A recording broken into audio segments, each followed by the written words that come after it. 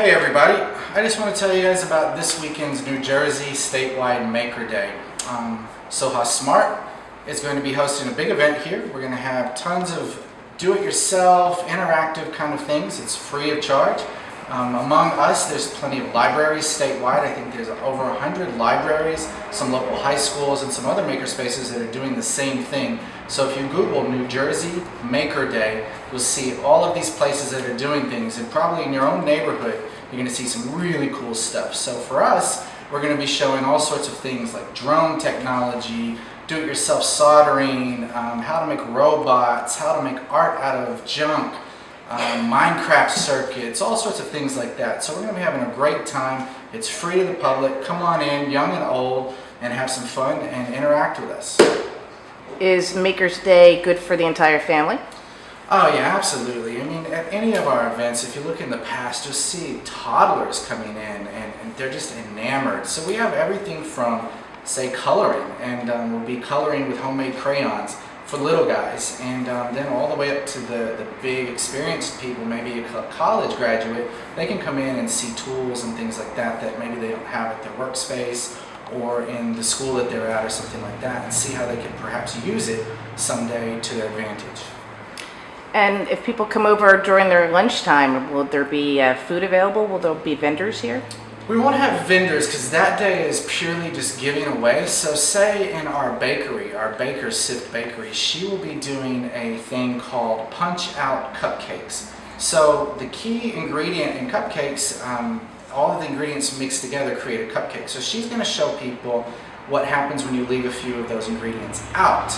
And then say you're going to have an unleavened cupcake, you're going to have an unsweetened cupcake, etc., etc. And then of course you get to take good cupcakes home. So we will have food, we will have things that people can eat, but there won't be a lot of purchasing or buying, because this day is really just about showing how we make things, how makers do it, how artisans create, and not a lot of selling or just all giving away. That's really the day. It's statewide.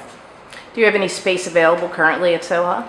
Currently we have 3 studios out of 38 available, and they're ranging from about 150 square feet to 200 square feet, and we would love to see some new makers, some new artisans, some new creative types come in and join our colony of makers. And what excites you most about owning and running a makerspace? You know, it's just every day is different. Like today there was 2 little kids, they couldn't have been more than 10 years old. They come in and they're just enamored. Like the ceilings are so tall to them, there's so many things buzzing around, and it's really, really great to have a space that people can come in safely and actually touch the things. And we encourage them to walk inside of our studios. All of our residents here have an open door policy, and we encourage people to come in and just get their hands dirty and see how do-it-yourself, American-made, artisan, crafted is really done. So what exactly is a makerspace? Well, makerspace is kind of a fusion of old school tech shop and mechanic shop and things like that, mixed with modern day technology, computers, programming, engineering. So it's a real mashup of all of those factors involved. So over here you have art and simple things like drawing and sketching and paper mache, and over on this end you have drone technology and the Internet of Things. And in between those two meet, and those are where makerspaces come from. And how long have you been working with makerspaces? We've been doing our makerspace right now for about 3 years. It'll be our 3.5 year right now, and we have 38 maker studios here where we house residents that we have engineers, we have bakers, chocolatiers, photographers, certainly artists and things like that. So we have craftsmen that create things with their hands. Right here behind me, we have 38 studios in this building. And then our makerspace is up front, and we have about 1,000 square feet where we house our 3D printers, laser cutters, 8 workbenches with CAD design computers, soldering irons, you name it.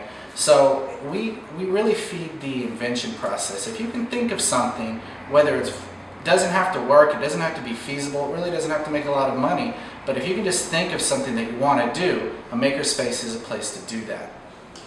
Now I hear this buzz about Little Bits. Can you tell me something about those? We love Little Bits. Little Bits is, instead of having to solder, and instead of having to use a breadboard and use circuitry and minuscule things like LEDs and wires, Little Bits takes all of those components, magnetizes them like a MacBook where you connect your